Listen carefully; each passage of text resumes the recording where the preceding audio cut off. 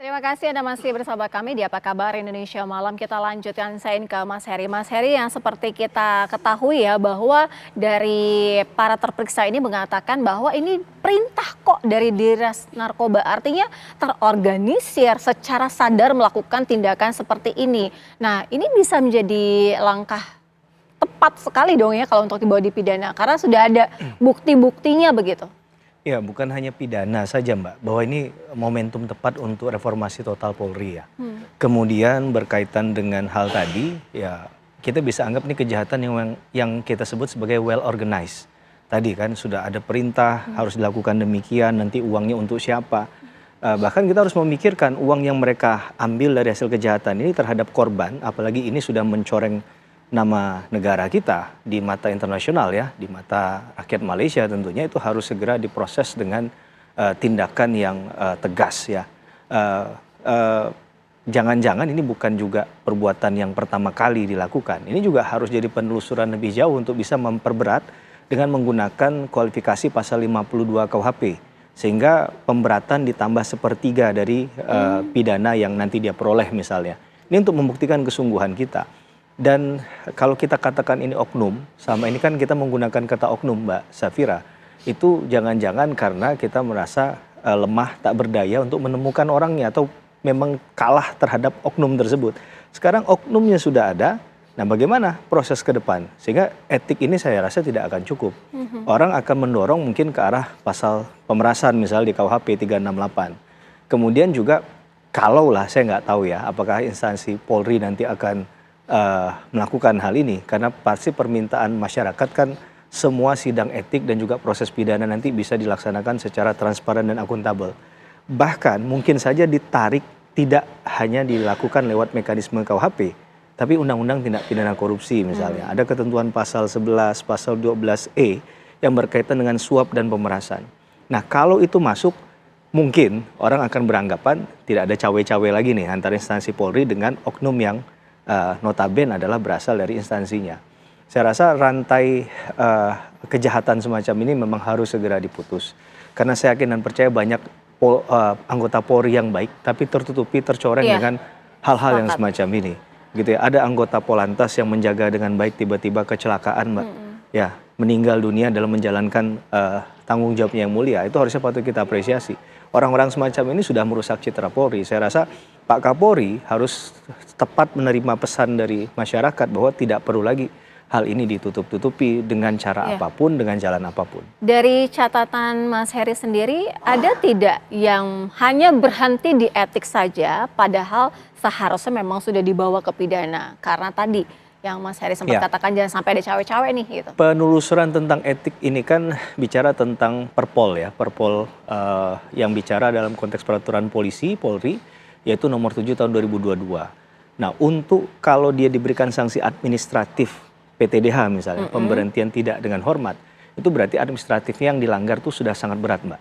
Bahkan ada kualifikasi itu. Nanti juga ada katakanlah kalau dia ternyata tidak cukup merasa tidak adil bagi dia dan dia challenge ke atasnya, dia bisa banding. Itu majelis banding, ya nanti Pak Arianto tadi bisa menjelaskan lebih lanjut, bisa menerima atau tidak dalam rangka waktu tertentu, kalau nggak salah 21 hari. Jadi pengaturannya di pasal 71 sampai 77. Ya di situ kan clean and clear. Jadi dia punya ruang untuk menjelaskan, tapi di sisi yang lain bahwa etik dan pidana itu memang biasa dipisahkan. Ya kalau dia memang hanya etik ya sebatas etik. Tapi kalau semacam ini saya rasa tidak akan berhenti hanya di etik.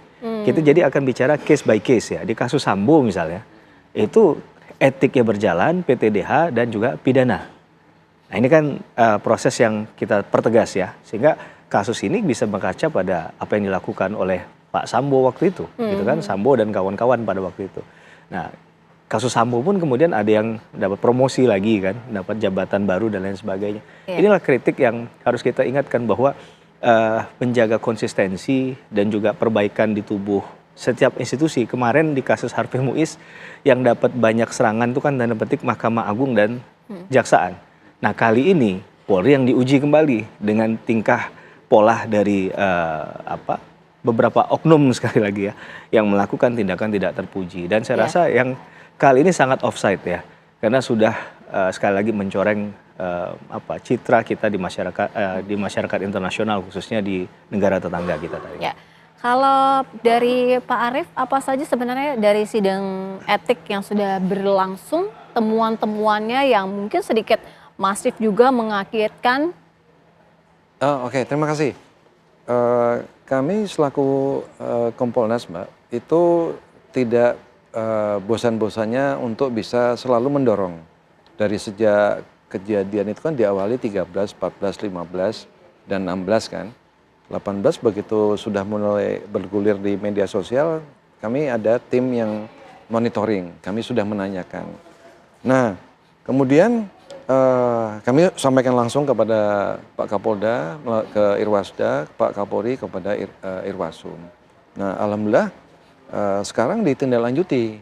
Ditindaklanjuti itu artinya mereka bekerja keras. Bekerja keras itu terus dibentuklah komisi sidang, dan tapi setelah saya ikutin langsung memang satu orang itu untuk bisa sampai dimulai dari pemeriksaan awal sampai nanti dia divonis itu memerlukan energi yang cukup berat dari majelis, ketua, wakil ketua, anggota, kemudian penasehat ada 2, kemudian pembela, saksi yang menjadi tersangka di tempat lain dijadikan saksi di sini, ya agak umyokan. Jadi itulah yang cukup lama dan cukup objektif karena mereka memberikan kesempatan kepada kami selaku pengawas fungsional dan eksternal itu bisa mengikuti.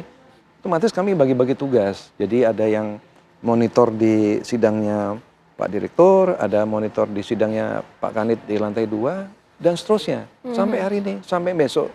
Jadi memang kemudian begini Mbak, di Kompolnas sendiri itu kan ada mekanisme untuk bisa menerima saran keluhan masyarakat. Ya. Ini berdasarkan peraturan Menko Polhukam, sekarang Menko Polhukam nomor 2 tahun 2003. Saran keluhan masyarakat. Masyarakat berhak melapor. Begitu mereka menemukan sesuatu hal yang janggal yang terjadi di lingkungan Polri, mereka melapor kepada Propam mungkin kurang puas, melapor kepada Irwasum kurang puas, mereka melapornya ke kami. Nah, otomatis kami bekerja dengan semaksimal mungkin untuk bisa mengetahui apa. Khusus DWP ini, kita juga lihat. Akhirnya Mbak juga lihat kemarin pada waktu Pak Kadif Propam paparan langsung, 45 korban yang tadi ada datanya, warga negara asing, kemudian sementara uang yang didapatkan yang dirugikan itu 2,5 miliar, seperti apa? Nah sekarang bergulir. Jadi janjinya Pak Kadif Propam minggu lalu, beliau mengatakan minggu depan, ternyata kita laksanakan sekarang. Iya, Pak Arief artinya begini, ini bisa dong dibawa ke pidana? Nah begini, mengingat jumlah yang akan diperiksa ini sudah cukup banyak, jadi kita lihat dari tanggal 31 sampai sekarang pun baru 3, ya kan? Jadi kita sementara fokus ini dulu. Kalau nanti ini bisa, kalau nanti kita arahkan yang tadi dibilang Mas Heri, ini nanti akan kurang fokus, jadi kita fokus ini dulu. Fokus kepada pelanggaran etik. Memang tidak menutup kemungkinan yang disampaikan beliau tadi, karena tindakan-tindakan kita lihat kan, seperti tes urin, habis tes urin dibawa ke TAT itu tim asesmen terpadu, dibawa ke BNNK misalkan, kemudian dimintain uang itu. Dimintain uang kan nggak sedikit. Iya, ini dalam jumlah yang fantastis kan. Ya, tadi beliau mengatakan 368 tidak menutup kemungkinan. Tapi itu nanti ranahnya fokus ke etik dulu, Mbak. Kalau dari Pak Arianto? Pak Kapolri sudah menjanjikan beliau akan tindak tegas anggotanya yang memang berbuat curang dan memalukan, tidak hanya pada etis dan kepada pidana pun akan diterapkan. Saya dengar kemarin pernyataannya begitu. Dan mudah-mudahan, kalau sekarang saya kira ya mereka lagi sibuk memeriksa etik itu, menyita waktu dan sebagainya. Kalau untuk penyidikan pidana itu nanti yang melakukan pasti Bareskrim. Bergabung sama Propam juga penyidiknya. Tetapi itu ranahnya Kabareskrim, bukan ranahnya Kadif Propam untuk pidana itu. Tinggal tunggu waktunya aja. Tapi kan saya mengharap medsos kontrol terus tuh nanti kalau nggak ditanya gitu supaya itu, saya gini loh, ini kesempatan bagus ya untuk menindak dengan tegas dengan secara prosedural yang sungguh-sungguh. Bahwa kesalahan yang dibikin oleh oknum ini, atau bukan oknum lah, pejabat yang brengsek ini ya. itu sudah sangat keterlaluan gitu loh. Dan ini nggak bisa ditolerir lagi itu loh. Seperti tadi Pak Heri katakan, ada undang-undang TPPU bisa masuk memang, itu gratifikasi bisa masuk, undang-undang korupsi masuk. Harusnya nih berlapis-lapis masukkan ke situ semua dan diekspos gitu. Supaya orang-orang yang lain pada jerah gitu. Jerah ya. Karena yang melakukan seperti dia itu masih banyak di sana, hanya nggak ketahuan aja. Iya.